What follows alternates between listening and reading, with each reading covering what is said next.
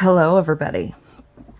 Welcome back to my channel. If you're new here, my name is Brittany and this is one of my Stitch With Me videos. I do a bunch of different videos every single week. Some of them are tutorials, most of the time they're Stitch With Me videos, and once a month I do an update video. Please like and subscribe if you enjoy my content, and let's get into what we're doing today. Today we are working on Mirabilia, Cathedral Wood Goddess. This is what I'm stitching today. And I have a bunch of exciting things. Well, not exciting. So, lots of stuff to talk about. So, God has decided that I am going to be down for the count for the next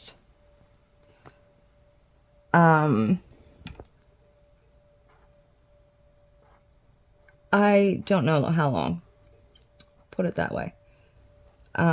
We had an accident happen. Thankfully, I am fine. Nothing happened to me, but I will tell you the story about what happened. So, I have 4 children. The oldest is Anthony, and he is 24, and then comes Damon, who he is 17, and then comes Abigail, and she is 13, and then Lydia is the youngest at 8 years old. And Abigail is my very, very, like, strong, she's my tough kid. Not much tends to like face her in the sense of like real pain. I mean, she got an IV at 9 years old and didn't even flinch or say ow or cry or even bother with any of it. It was like no big deal to her. It was just another day. And the nurse that did her IV for her one surgery was like, wow, this kiddo was like, I've seen grown men throw more of a fit than this poor little girl. But anyways, Abby, about 2 years ago, partially dislocated her kneecap. And her ligaments for holding that kneecap in place are weak. And she went through like a year or more of physical therapy and going back and forth to her knee doctor and stuff, and she was cleared by him to resume normal activity, but had stressed that like if you're doing any kind of running, he wanted the knee brace on to prevent her kneecap from dislocating, because even though it was fully healed, the ligaments still weren't as strong as he wanted, and it just is what it is. So we have made sure that she's a pretty good rule follower and things like that. She listens very well, and she's just not a complainer. She's just an easy kid. And so, you know, we never really had to check up on her or anything, because she always has just done what she's supposed to do. But again, she is a child, and sometimes children forget. And today is Monday, and this past Thursday evening, she went outside to play with the neighbor kids, and I guess they were, I don't know if they were playing tag or if they were racing to see who was the fastest, or what they were doing. I'm not 100% sure, but she ended up slipping and falling, and she wasn't wearing her brace. And to tell the complete story, my husband and I were actually finally like, I just think I put a stitch where it doesn't go. I did. Shoot. And,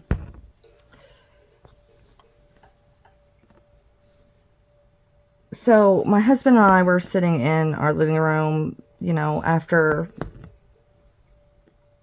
going for weeks on end. And we were like, you know, we'll just relax today. No big deal. And so we were sitting inside watching television, and I heard my daughter Lydia, who's 8, scream, "Mom." And Lydia is our very cautious and easily excitable child. So, in all honesty, I really didn't think much of it when she was screaming for me, because she'll scream for the slightest little thing. Like a fly can land on her, for example, and she will scream. Hold on 1 second. I had to take a drink there. Or if she falls and gets hurt, she could, like, she'll scream in anticipation that there's going to be blood. And, I mean, it's the blood-curdling, ear-splitting scream that she does. So hearing her scream for me wasn't exactly, it didn't raise, like, of course I was worried, but it didn't raise the because it was Lydia screaming, it didn't raise the,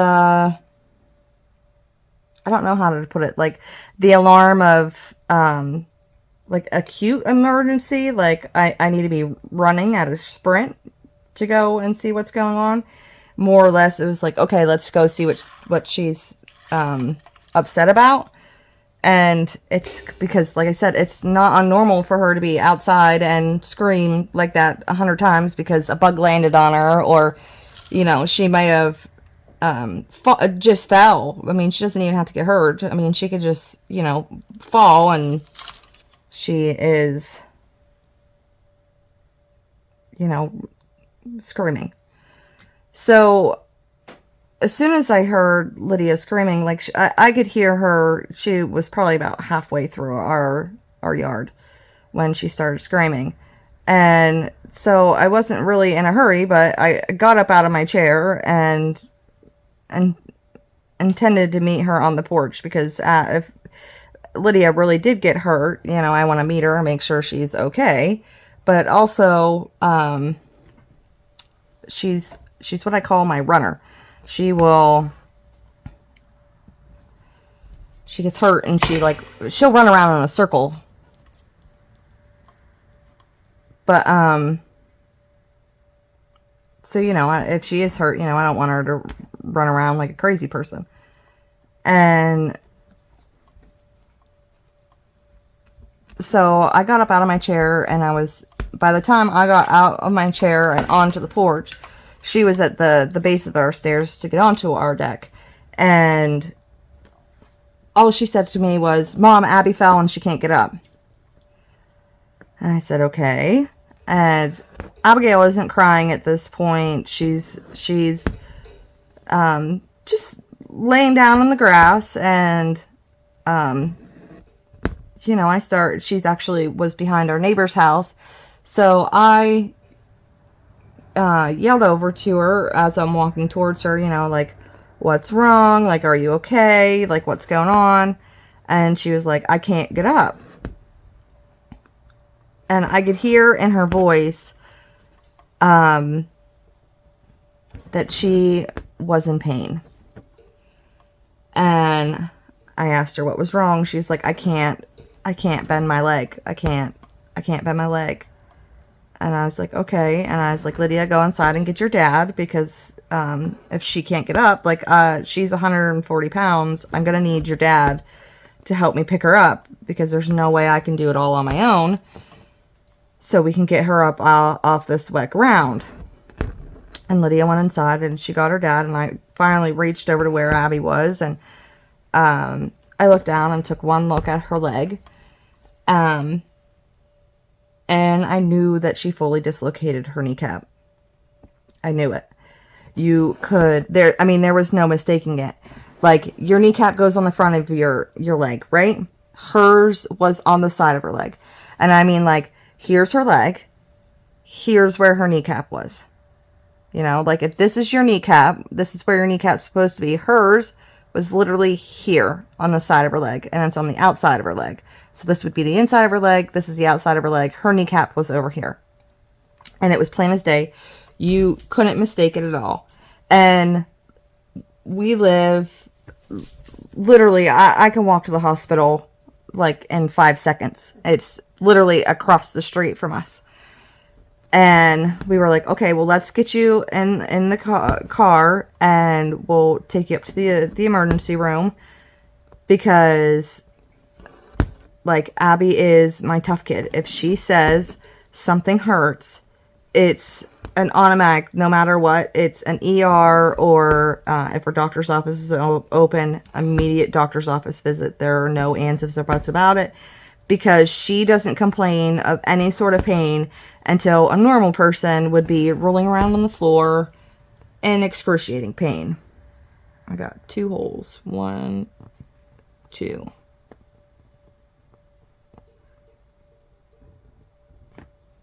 So, hearing her voice in pain, I knew whatever neck was going on was serious. And then, of course, you know, seeing her knee like that was like, oh yeah, like, that's bad. And my husband got over there, and he's like, oh, what's wrong? And then I was like, well, look, like, her kneecap isn't where it's supposed to be. It's pretty clear what's wrong. And that's when he was like, do you think we should call 911? What do you want to do? And I was like, well, we asked her, you know, what do you want us to do? And she wanted to see if she could get up first and get in the car. So I said, okay. And my husband and I picked her up, and she screamed in pain. And we asked her how she was doing, and she said, you know, I'm okay, I'm okay. And then we were like, you know, make sure you don't put weight on the bad leg at all. No weight on the bad leg. You know, hop on your one good leg. Use me and Dad to support your weight, and we'll go at your pace, you know.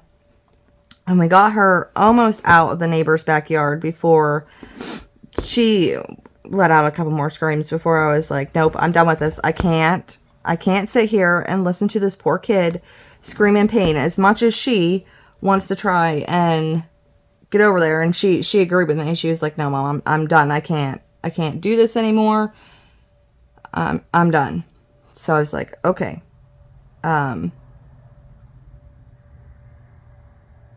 just 2 here. So at that point, I was like, my husband, you know, this is his little girl. So he was immediately like, nope, we're done. We're calling 911. I'm not doing this anymore. There's no way we're going to get her out of this yard. Like, we still had a good while to go to get her over to our car. And I was like, agreed, go call 911, get them out here, and get her up to the ER. Because once we even, like, how are we even going to get her in the car? Okay, something's not right here.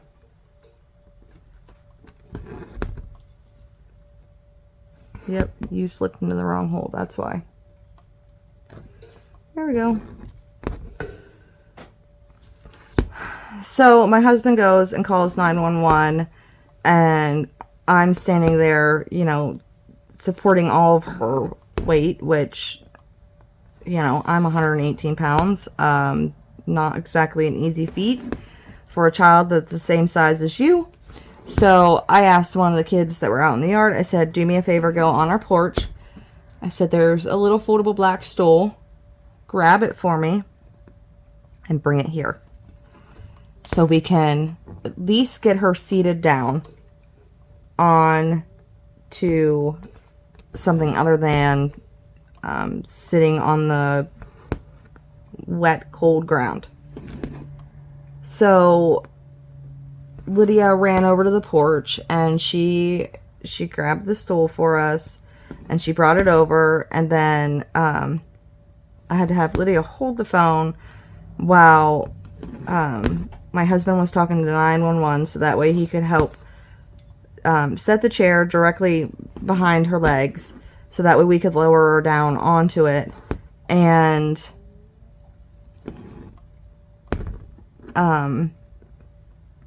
get her in some sort of position that's not as painful. And the entire time we're lowering her down, of course, you know, it hurts. And her knee is bent, her leg is bent at an odd angle. And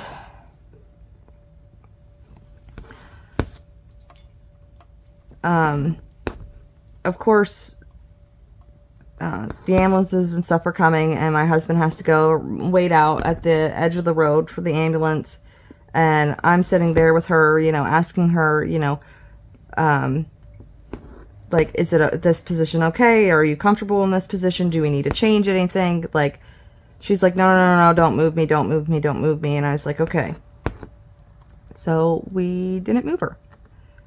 And she said that it, you know, still hurt to be in that position that she was in, but it was better than the position she was laying on the ground. And, you know, she didn't see how we could improve it. Whoop. So I said, okay.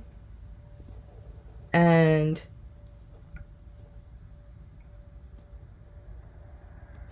then the ambulance got there.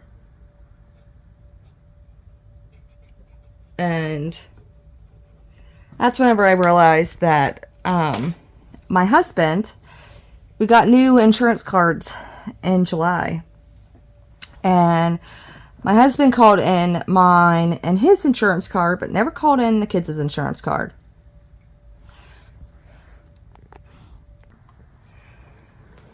So my husband is trying to find the insurance cards. Why does that look funny?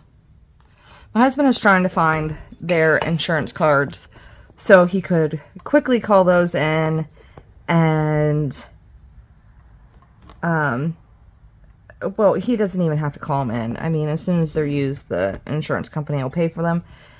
And he's like, where are they? Where are they at? And I'm like, I don't know. I didn't have them.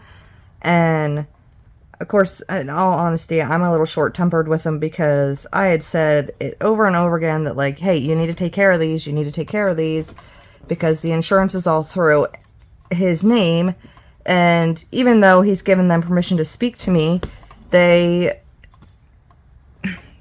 won't really do it. And so, like, he has to be the one that calls them in. I'm just going to keep smacking that.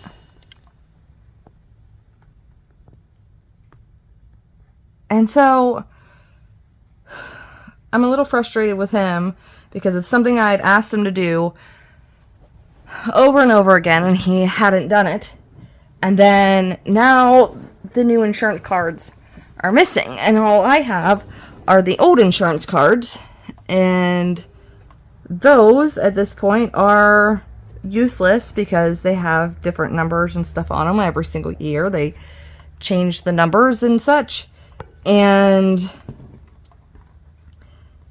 I'm just like, I don't know what we're gonna do, and yada yada yada.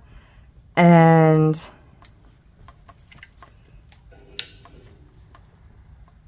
a trip to the ER in the United States is very, very, very expensive. So anyways, he's inside trying to find the insurance cards. He can't find them. He's going through like crazy, and we haven't remodeled our kitchen yet. And it has old metal cabinets with a crappy laminate countertop that's definitely needs replaced and done at some point in time. but we just haven't had the time to do it. And I'm pretty sure what happened is at some point in time, my husband likes to stash stuff on that one part of our counter, and it tends to build up over time, and then sometimes I'll go through it and put things where they go and things like that, and other times there's this little wee tiny crack behind the countertop. Sometimes things will fall down there and it goes and is lost forever behind the cabinet because it's an old metal cabinet. There's no way to remove it, and it has a full back, and there's once it goes there, it's gone forever. You're not going to get it until we replace that cabinet, and you can't move that cabinet or it'll destroy that cabinet. So there's really nothing we could do. And so I was like, well, hopefully they can just use, because all the group numbers and stuff are the same on every single card. The only difference is the name on the card. I said, hopefully they can just use the group numbers off of, like, mine or your new card, and then they can, you know, as soon as, you know, you call the insurance company, have them send us new cards, and we'll do all that hullabaloo. And thankfully they were able to do all that kind of stuff, and took a picture. They took a copy of her old card and placed in the notes that it has the wrong numbers of some sort on it. And this one is, what am I doing here? Hold on, I'm getting myself lost here. I gotta figure out what I'm doing. Okay, I have that one, and I have that one. This one should be a 2, and then that last one should have been a 3, and I'll fix it here in a minute. And that was fine. But anyways, the EMTs get here, and they were like, you know, what's going on? What's the issue? And they were like, man, you guys aren't very far away from the hospital at all. You know, it's not normal for us to get a ambulance ride to the hospital from here. And I said, well, she completely dislocated her kneecap, and we can't move her. We were able to move her this far, but it's excruciating pain, and I'm just not willing to possibly injure her more or cause her significantly more pain than needs to be to get her up to the hospital. And the poor EMT, he took one look and he goes, oh yeah, that's definitely dislocated. And I was like, yeah, it is. And it took them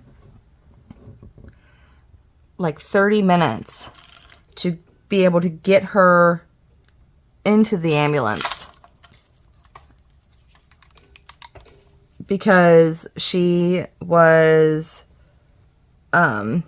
in so much pain, and they had tried moving her a bunch of different ways, and anytime they did anything, of course, you know, the slightest little bit of movement, she screamed in pain.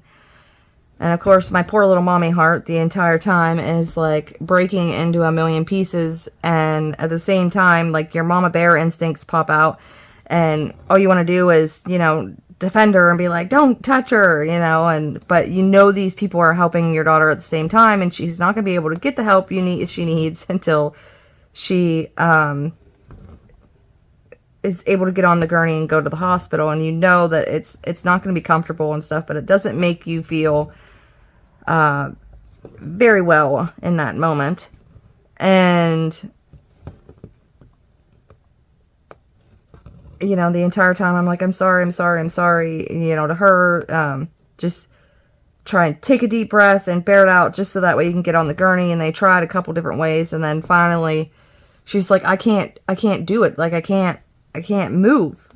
And so that's whenever they, one grabbed both of her legs and supported, you know, her injured leg the best they could, and had her help support her leg the best that she could.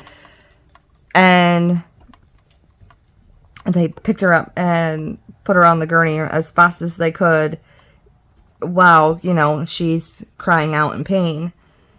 And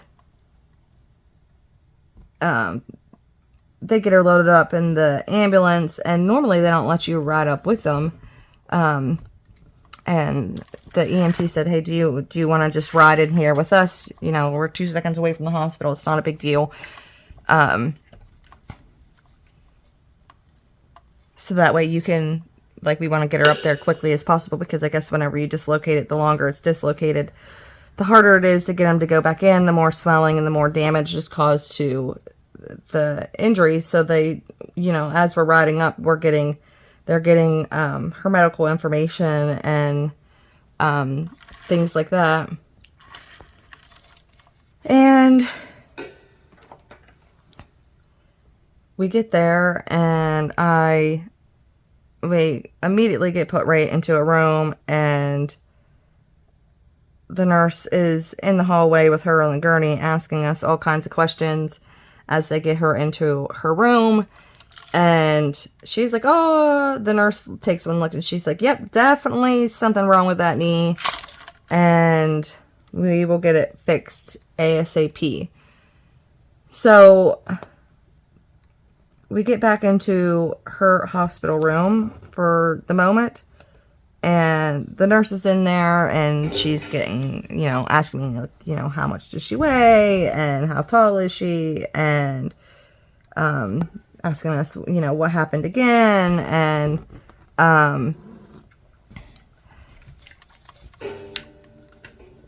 you know, all the normal things that they ask you in emergent care. And poor little Abby's face keeps, I guess she had told me she, like, I forget how much she described it. I think she said, like, it feels like my leg is jumping. But what it was is, because her leg has been in that bent position now for like an hour or so, it's, starting to spasm, even though, like, we supported it with as many pillows and things like that, and did everything we could to try and make it so that way, you know, she herself wasn't using her own muscles to try and hold that leg up.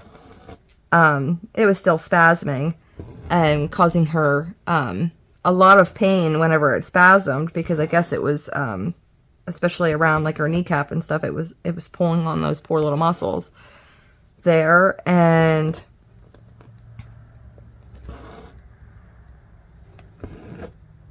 I mean, it was just heartbreaking watching her in so much pain.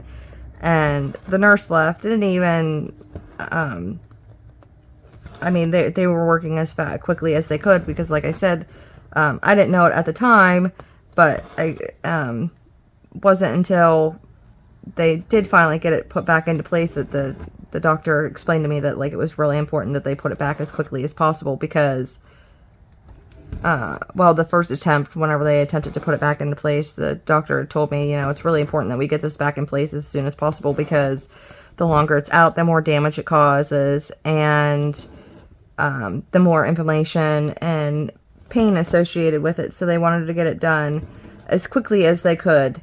And I was like, okay, you know, whatever about all that. So anyways, the nurse leaves, and I find her call bell for her and start flipping through channels. And I was like, what do you want to, well, I asked her, I was like, do you want me to turn something on TV so that way you can distract yourself? What do you want? And she would just, at that point, she wouldn't speak anymore. So I knew that she was clearly in a lot more pain than she was trying to let than she was able to express. Like, she wasn't crying at that point, but it was written all over her face that she was in excruciating pain. And, you know, I'm just trying to do whatever I can to comfort her, because, you know, I'm not a doctor, I'm not a nurse. I you know, I'm just her mom, and I was just kind of like, why can't they give her something for pain right now? Why can't they do something, you know? But, you know, they have procedures and protocols and things like that. And if you know, they were able to just, you know, pop it back in place really fast. You know, there really wouldn't be a need for payments, because as soon as you get it put back in place, like, you aren't in so much pain anymore. And I want to say we were probably there for 15 minutes before the doctor came back into her room and looked at her leg, and she's like, oh yeah, definitely dislocated it. And she's sitting there and she's just talking to us and doing what I would, well, I mean, really honestly, for probably a lot of kids, like, it would have been perfect to not tell them what the heck was going on. But Abby, on the other hand, like, you can tell her what's going on, and that if it's going to hurt, you know, if you just warn her, like, she'll tough it out for you. But she didn't do that, and just kind of like, the doctor just grabbed a hold of Abby's leg and, like, tried to pull it straight, and was pushing on her kneecap, you know, to put it back into place, and it wasn't budging. And all I could hear was my poor daughter, I mean, blood-curdling scream. I mean, never in my life have I ever heard her scream like that. And she is screaming with everything in her. And after, in all honesty, it felt like freaking forever to me. But it was probably, you know, a minute that the doctor had tried that, and it did not go back into place. And that was when the doctor explained, like, you know, it's really important that we get this back ASAP, but hers is really, really bad. And so we're going to get some pain meds in her, and then we're going to try again. Like, as soon as she starts feeling anything, I need to know, and it needs to be done quickly. So it's going to be a pain medication, a shot, and, you know, we're going to try and get this, because it's really important that we get it done, you know, fast. Excuse me, I had to take a drink there. And I was like, okay. I was like, thank God that they were finally going to give her something, because I ended up messaging, like, I'm hugging her at this time, and I don't know who's crying more, me or her. I'm a mess, she's a mess, and I'm doing everything I can in my power to, like, be strong. Like, she needs someone to be strong with. It was just ridiculous. But once I got her to calm down, I just texted my husband. I was like, you need to get your butt up here now. I can't be in this room alone with her. I can't do this by myself. You need to get your butt up here and into this hospital quickly, because I cannot sit here and listen to this poor kid scream while these people are yanking on her leg and causing her to be in this kind of pain, even though I know that they're helping her. And my husband was like, all right, I'll be right up. No problem. So her dad gets there, Ray gets there, and he walks in, and probably about, I don't know, 2 minutes before he walks in, they had given her a shot of morphine. And I'm like, oh, like that's a strong one. That should, you know, really help out. And I was like, thank God it's not my kid that, you know, freaks out with shots, because if it was, we would be having a real great time right now. And they give her the morphine shot. My husband walks in, and he was like, what's going on? And I explained to him, you know, everything that I just told you guys, like what they had tried so far, and that, you know, everything that's going on. And he was like, okay. And I kind of got lucky in the sense that I had to go to the bathroom, and I was like, I've got to go to the bathroom. I'll be right back. Like, I couldn't hold it anymore. Like, I was like, I have got to go. So I went to the bathroom, and I am stinking at placing these holes today. No, I'm not. So I go to the bathroom, and I come right back out, and my husband's like, hey, the doctor just came in. She's going to go and get some help, and they are going to put this knee back where it's supposed to be. And he's like, I don't know if you want to step out of the room or what you want to do.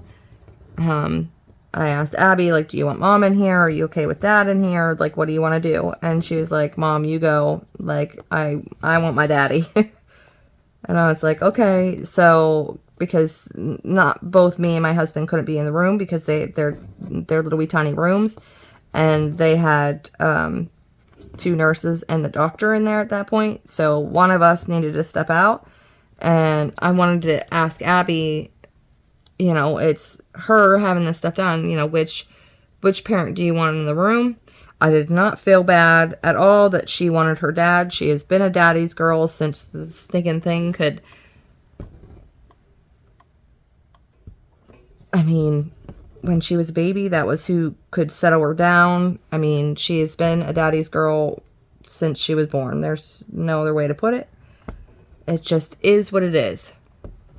And Ray, I just stood right outside of her door, and Ray walked up, hugged her real tight, and had her hold on to his hands and just squeeze. He was like, just squeeze my hands.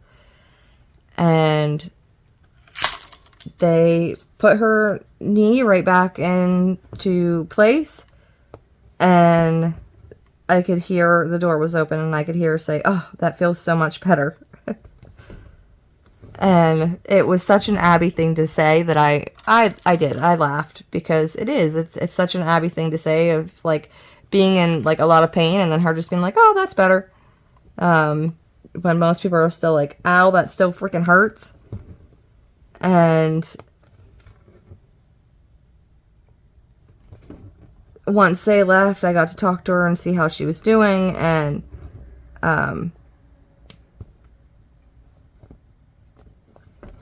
stuff. And then both of the nurses left, and the doctors talked to us for a minute, and they were just kind of like, here's the deal.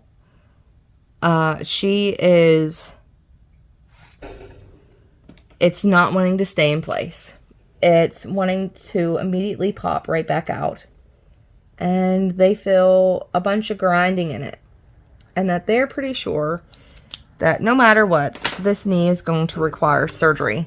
Because they're pretty sure that not only did she dislocate her knee, but that she possibly tore some more tendons and other thing in her knee.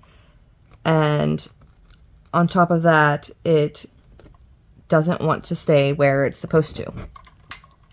So they had to put her in a brace that doesn't allow her to really move that leg at all. It is stuck completely and utterly straight and pushing on that kneecap to hold it where it's supposed to be. And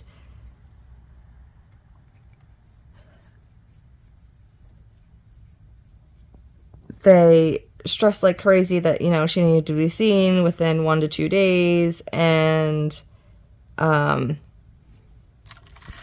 you know, all the fun hullabaloo. So I was like, okay, she has a knee doctor, Dr. Nartatis. That's where I want her to go.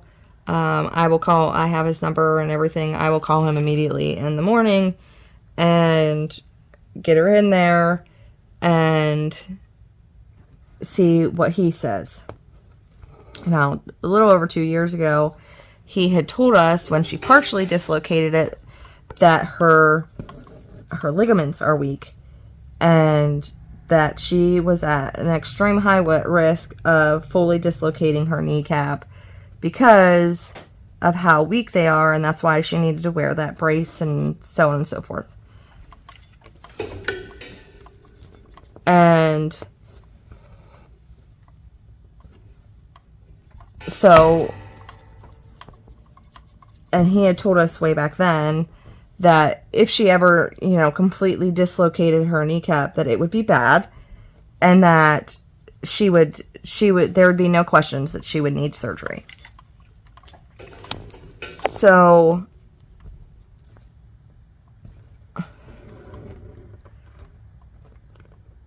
it was like 11:30 or so before she made it home. And they at the hospital were like, "Oh yeah, she can go to school," and da da da da. And I was just like, like, after having all that and how much pain she's in and everything else, you just can bounce right back up and go right back to school. And I demanded that they gave her a letter, because she was going to be on crutches, that she needed to use the elevator and not the stairs, because I didn't, with most of her classes are on the second and third floor. So I didn't want her trying to go up and down those stairs with a bunch of other kids going up and down those stairs, and her falling down the stairs, because that's the kind of luck when my kids are injured we just kind of have. It's like, at first it's injured not too badly, and then all of a sudden something happens and it's twice as bad than what it was originally. And I just wasn't willing to let that go. Not to mention, I graduated from the high school that she's in, and I've been on crutches in there, and it was a real pain and deep butt to try and get from point A to point B, going up and down those stairs with those stinking crutches. And they have an elevator, and she can use it as long as the doctors, give her the note to use it. So I was determined that she was going to use that gosh darn elevator to make her life easier, and not risk, someone getting hurt. And thankfully, she has a lot of friends in her classes and things like that, and they are carrying her backpack for her and helping her get her tray for lunch. Today is the first day that she was going back to school today, and I've just been a nervous wreck all day. I even ended up calling the nurse's office and just being like, listen, she's a really, really tough kid, and she will be in a small amount of pain, and it's like, she will tough it out. So just remind her to come down, and if she needs some Tylenol or Motrin, to take that. I was like, I'm pretty sure I signed everything. And she's like, yeah, you did. We have all the paperwork here. And I was like, okay, thank God, because my brain's just scattered. I couldn't remember if I filled that stuff out yet or not and sent it in. And I was just like, I don't want her to be going through any sort of pain while she's at school. And the nurse, they have a really nice nurse there, and she was like, please just keep us updated. I'll call her down to my office here in about 4 hours.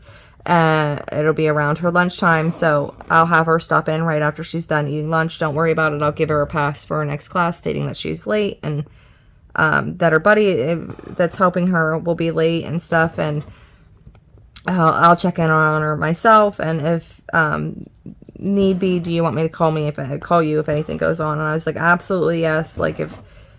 If anything at all happens, please call me, and I will make whatever arrangements I need to make to come get her from school, or whatever the case may be. As long as she's comfortable, then I'm comfortable. But if she's in any sort of pain or anything, I would prefer to have her home. And she was like, are you sure you want her there at school? And I was like, listen, they said she could go immediately back to school on Friday. And I was just like, yeah, no, that's not happening. And she was like, they did. And I said, yeah. So she's gonna, I was like, she wants to be at school. She doesn't want to be at home. And she's like, well, you can call the guidance office and see if they can just do the cyber school for her for a few days or whatever. And I was like, listen, she already said she wants to be at school. I was like, so if need be, if I have to, I will buy or rent a wheelchair if that's what it takes. So that way she can still be in school like she wants to, but in as safe as possible way that we can get her there. And the nurse was like, I can't believe somebody would, you guys would do that. And I'm like, listen, she really wants to be at school. She loves school. She's never had a problem with going to school. She loves being there. She loves being with her friends. I mean, she has right now 133 in her literature class, and the highest you can have is, well, it's not the high, 100% is the highest grade you can get. But because she's done so much already in the school year because she's done so much extra credit and everything else. She literally has 133 in that class. Like, she's a really good student, and she enjoys being at school. She likes being around her friends and things like that. So, you know, if this is something that makes her happy, like, I don't want to take her going to school away from her when she likes to go to school. Does that make sense? I think that makes sense. And, you know, I don't want her to feel like she's going to be punished for an injury that she doesn't have any control over. So I'm just being, I don't want to say overprotective or anything, but I just want to make sure that whatever she wants is able to happen, because I don't want her to be sad or depressed or anything when she's already dealing with enough with just her injury. So trying to make sure everything is done as safe as possible and that she can still do the things that she wants to do within reason.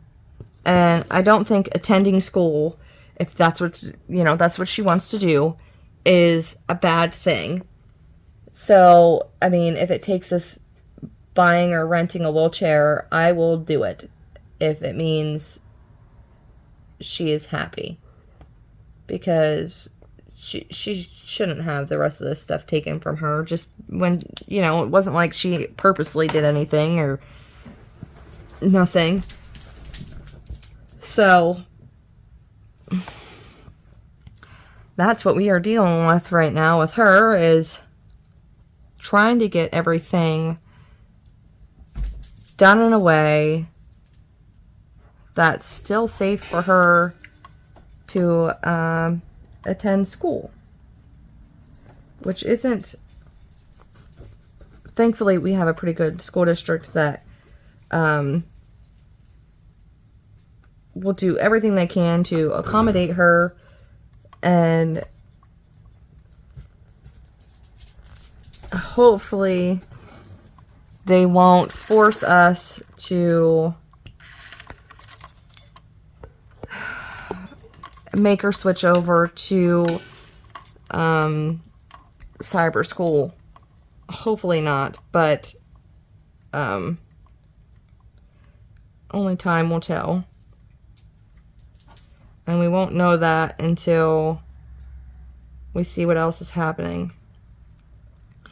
So, Friday morning, I got up and I was like, okay, we got to call her knee doctor.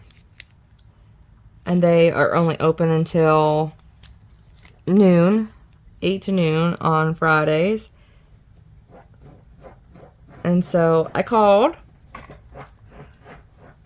Got no answer, and I left a message, and I immediately called as soon as they opened, and I waited and didn't get anything back.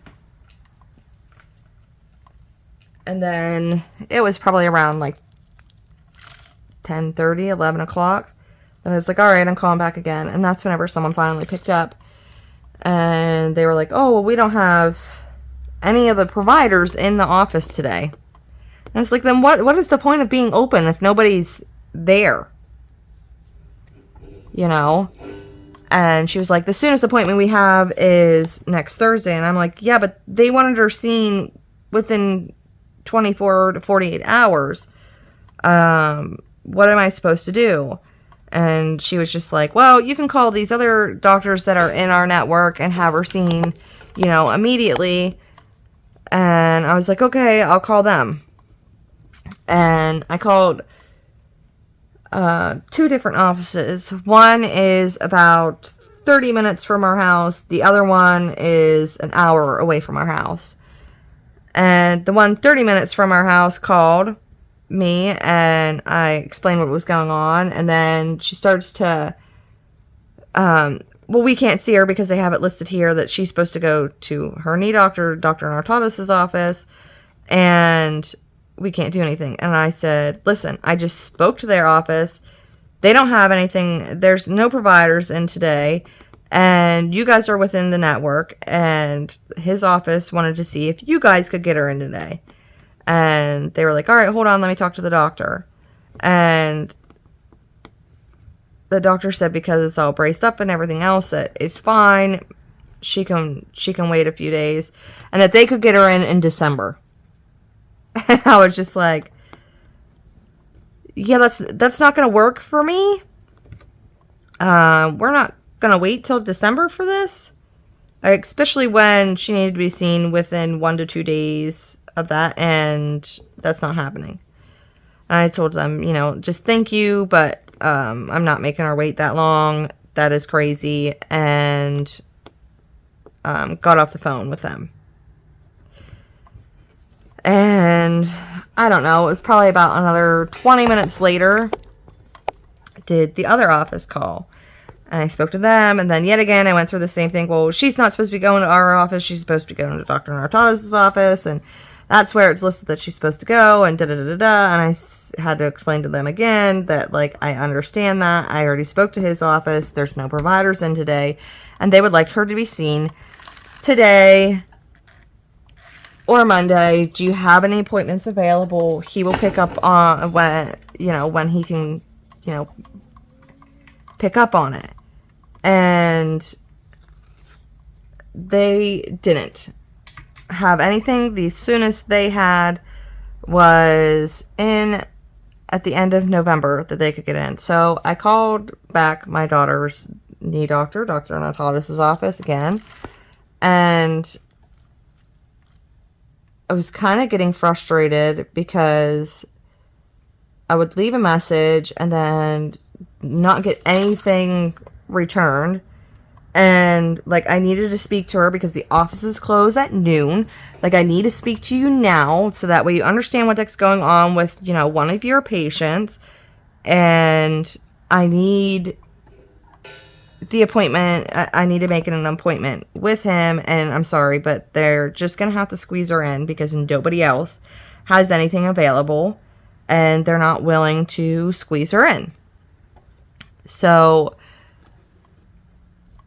I called, left a message, waited for 20 minutes for them to call me back. They didn't call me back. This office, I have never had that problem before. They have always called back, literally, you would hang up the phone, and within 5 minutes, that office has always called me back. So, after 20 minutes of them not calling me back, I just called and called and called, and anytime the answer machine picked up, I just hung up the phone and continued to call until finally they got sick and tired of hearing the dang thing ring. And they answered the phone. And I got a nurse on the line who was really mad. And it's like, you guys aren't even seeing patients today because you have no doctor in the office. None. So, I just don't understand why you couldn't answer the phone and why you're, mad at me that you have to answer the phone and do your job. And explained to her that, none of the other offices had any appointments until end of November, beginning of December at the earliest. And she was kind of upset about that. And she's like, well, we'll just squeeze her in this coming Thursday at this time. And it's like, okay, but she was supposed to be seen within 1 to 2 days. And now you're putting it off an entire week after the injury. So make that make sense. There's nothing available Monday. And she's like, no, we don't have any appointments available Monday. It's nothing even for emergency situation. This is weird. And she just kind of gave me a lot of attitude. And I was like, you know what? The other doctor said that she would be fine the whole way until December with the type of brace she has on her leg right now. I was like, I don't think it's fine because the slightest bit of movement in it and it tries to snap back out of place. That doesn't sound right to me, that it should just be A-okay, even though it's trying to pop back out. But I'll take the Thursday appointment. If that's all you've got, I'll take the Thursday appointment. We'll get her in then. And so she has an appointment Thursday to go and see her actual knee doctor. And I know we'll get there, and they'll have to do, because they did x-rays, and thankfully she didn't break anything in there, but x-rays can't tell you what the ligaments and stuff are doing, so she'll need to have an MRI done to see if any ligaments and stuff are destroyed. And from what the ER doctor said, it definitely sounds like there's something serious wrong in there, and he's concerned, or she was very concerned about her knee. And so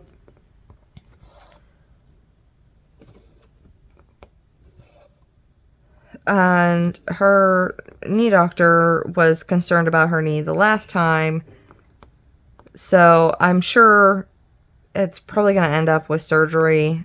I'll know more Thursday. And that is my fun for the week, I guess you could say. It wasn't fun. It was excitement, I hope. That's the only thing going on. But I'm a nervous wreck right now. I know she's in school, and thankfully she has really good friends, and they will help her. And I guess for me, I'm just more so worried that someone's gonna bump it or do something. And sometimes I think to myself, oh, just calm down, relax. People usually see somebody injured and they, give them some space so that way, they can maneuver and it'll be fine. I'm trying to talk myself into that. I don't know if it's working though. Yeah, this is what I've done.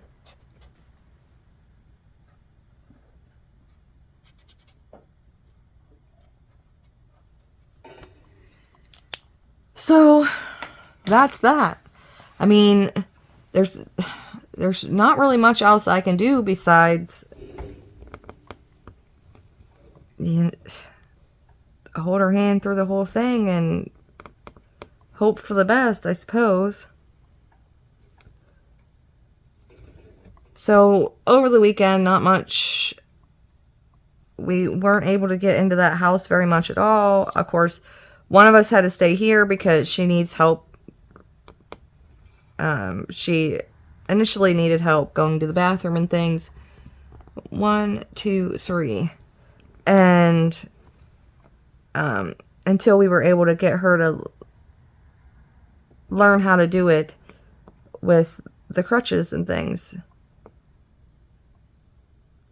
1, 2. Yep, that's right. It just looks like a weird stitch. And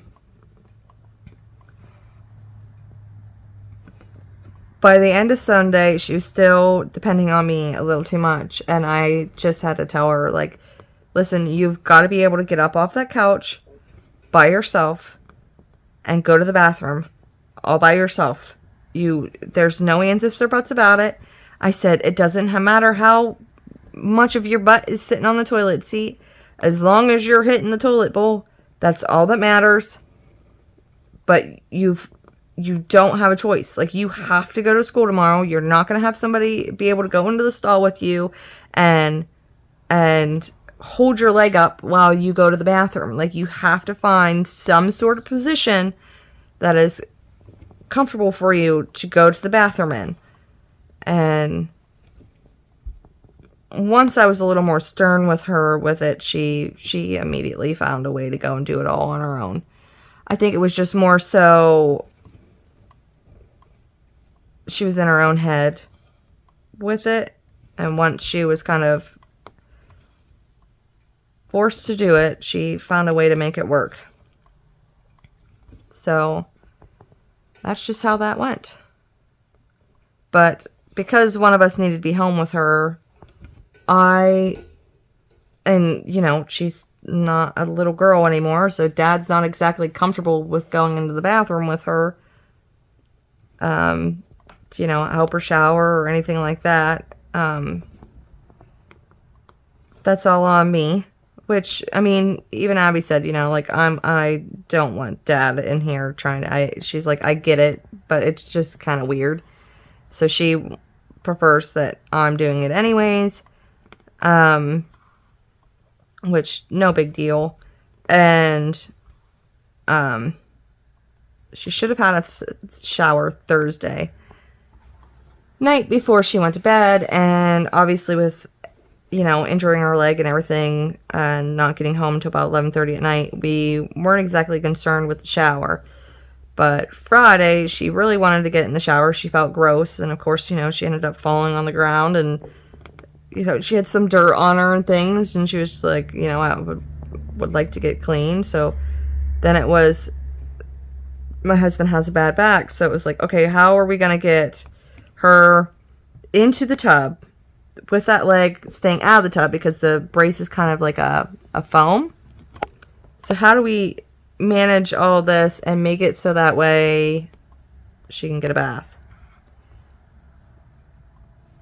And then I was like, hey, call your mom and find out if she has the shower chair still from Pop. I was like, if we use the shower chair, like, I could get her in and out of the shower on my own if she has the shower chair, because then I don't need to pick her up off the tub. Because at first I was like, I had a bikini from forever ago that had tied on both sides for the bottom, and on the tie, everything was tied together.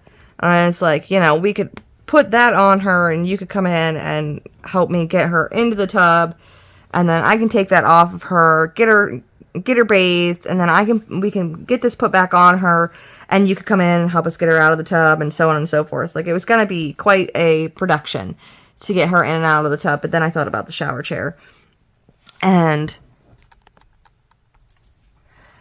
so I was like, see if your mom still has pop-up shower chair, because then I think I can get her in and out of the tub, mom, all by myself.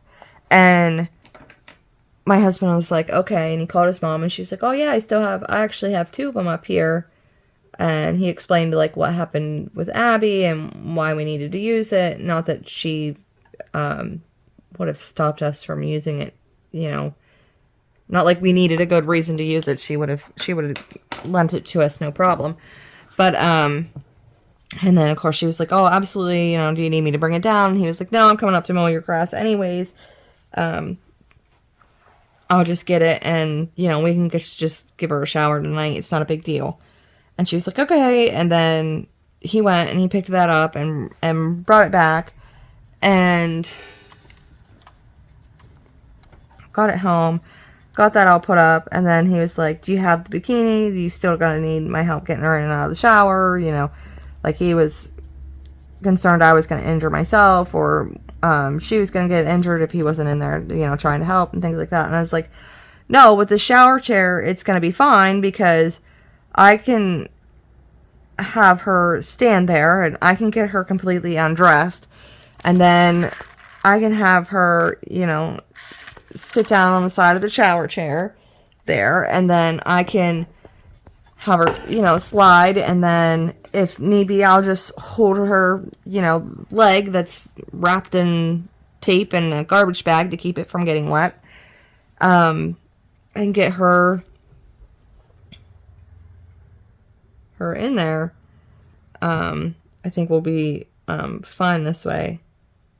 And she was, and I was able to get her in and out of the tub now all by myself a couple times. And we had figured out a way to get that poor little girl showered.